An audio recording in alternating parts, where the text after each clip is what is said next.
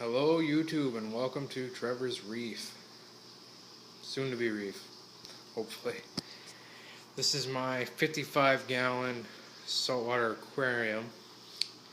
I just moved to my new apartment, so it's really empty right now. I had some die off when I moved, and I'm trying to get my water parameters right ever since. It's been a little bit of a challenge, but not bad. As you can see in here, I have about 65 pounds of live rock that I got from Marco's Rocks. Very nice rock, very porous. I bought 50 pounds from him and the other I had. It came in a lot of big chunks with some rubble in the bottom. The rubble I don't have anymore. But the rock is porous and a little difficult to stack, not bad. I would suggest if you do, you might want to try some epoxy. Some of it can be tippy and hard to arrange, or make it to your own shapes. It's another good idea. I didn't have the time or the patience when I did this. But let's see what we got in here. Right here I have, I believe it is a green radioactive dragon eyes Atlantic colony.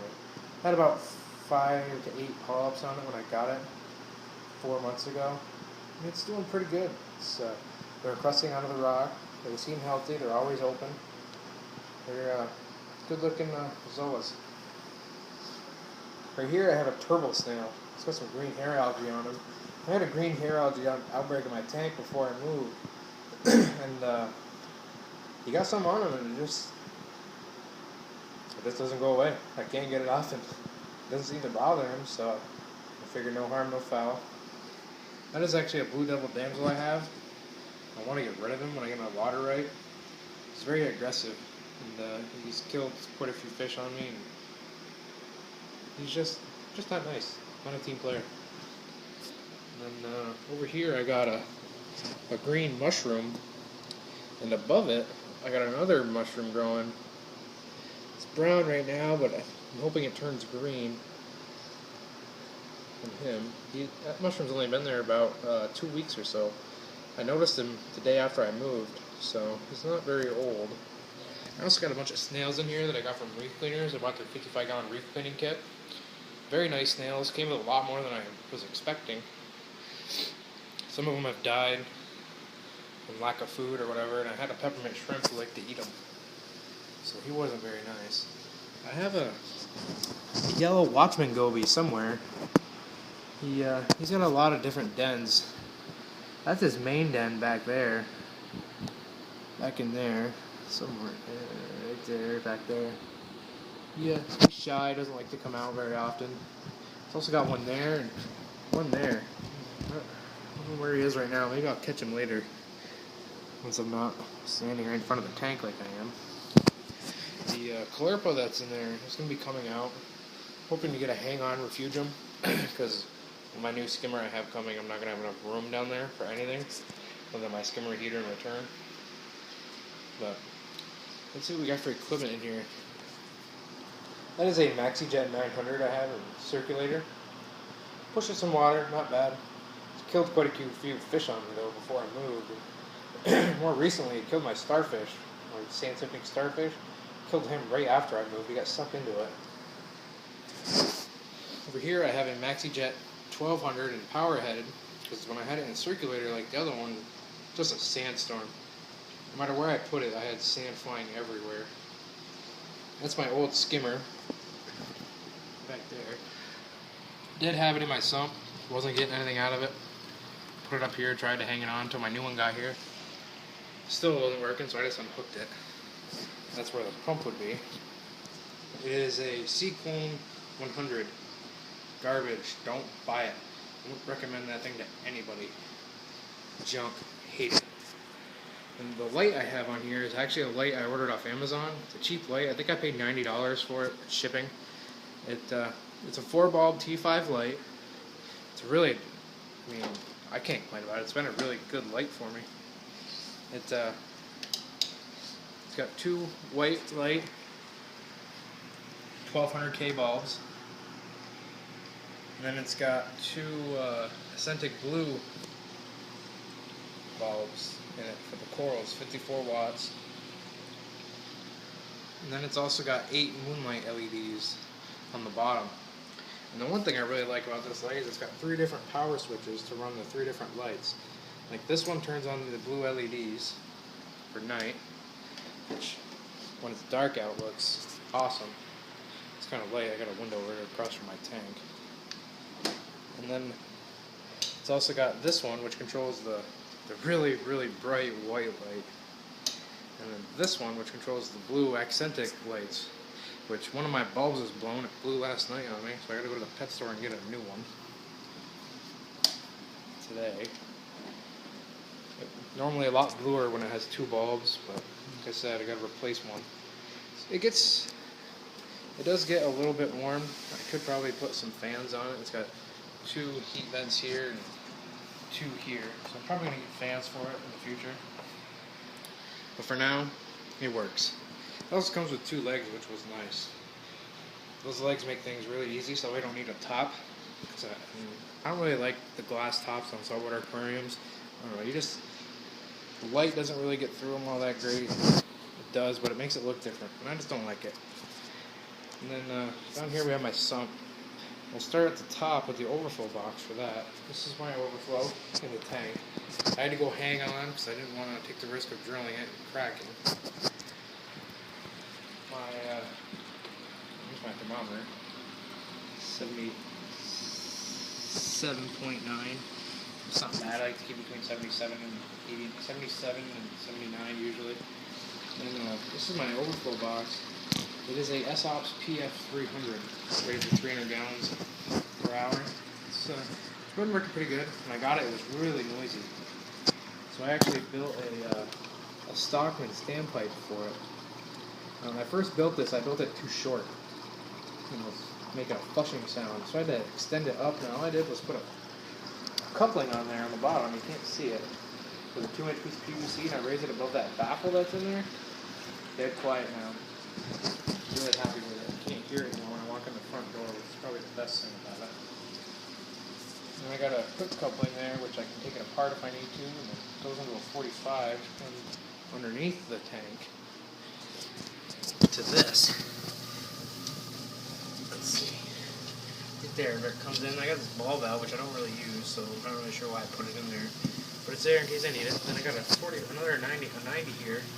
And this is my downpipe. And this I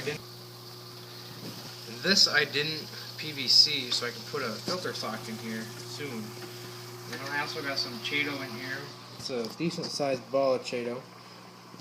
It's coming out because my new skimmer is going to be going in there, so I gotta figure out what I'm going to do with that. Then I got some live rock in here that I didn't really like it in my tank. It was oddly shaped, wasn't very porous, so I just threw it down here for the hell of it.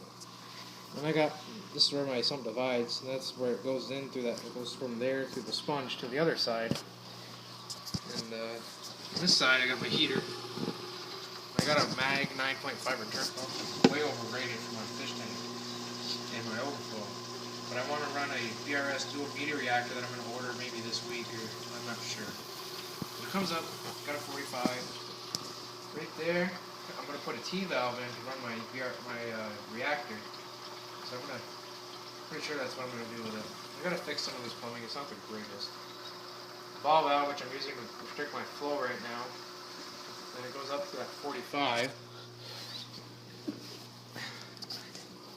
And then it goes up there and it goes through this check valve, which is coming out because that restricts way too much flow on me.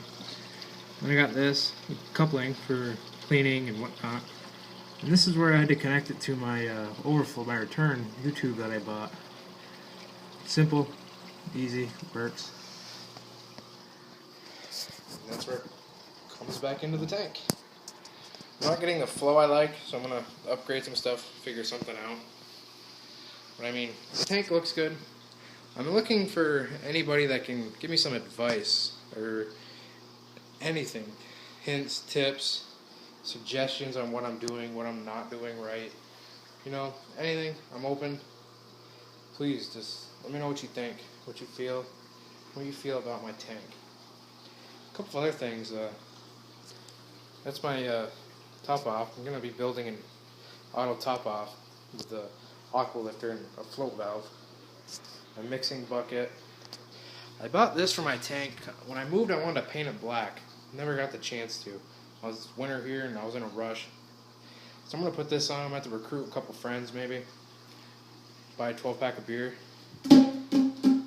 See if we can get that on there. That's where I keep my solids in that old kitty litter bucket.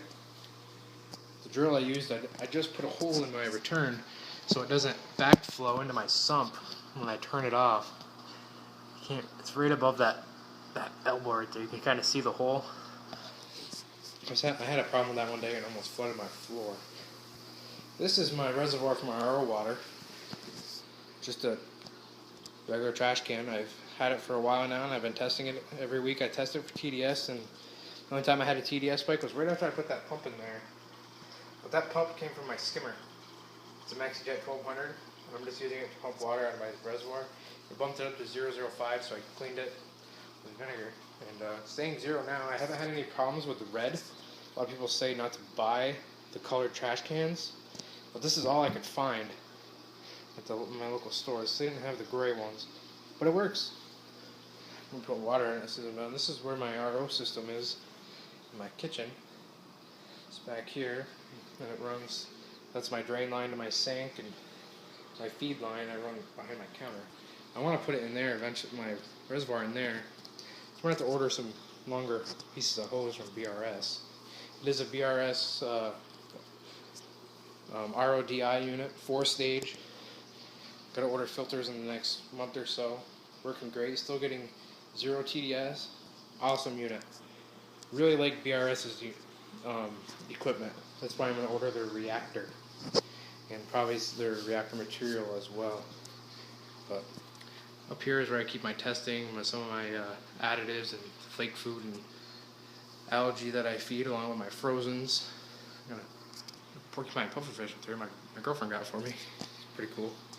But like I said, any help or advice will be well received and greatly appreciated. I really enjoy this hobby and I really want to do it right and get it done. Oh, there's that goby. He's actually sifting sand through his gills right now. He doesn't do that often when people are around. But please, any advice, help, whatever, I'm open. Please comment on this video. And I'm going to put it on Reef to Reef also. Very good forum site, love it. Met some very good people on there. Shout out to Corey Dale. Thanks, dude. A lot of advice. You've been a big help. And thank you, everyone, and I hope you enjoy it. Phone's not focusing. I hope you enjoy my tank and enjoy your own tanks if you have one or if you're looking to get one. They're investments and their time, but they're well worth it in the end. Just do it right. Thanks, everyone.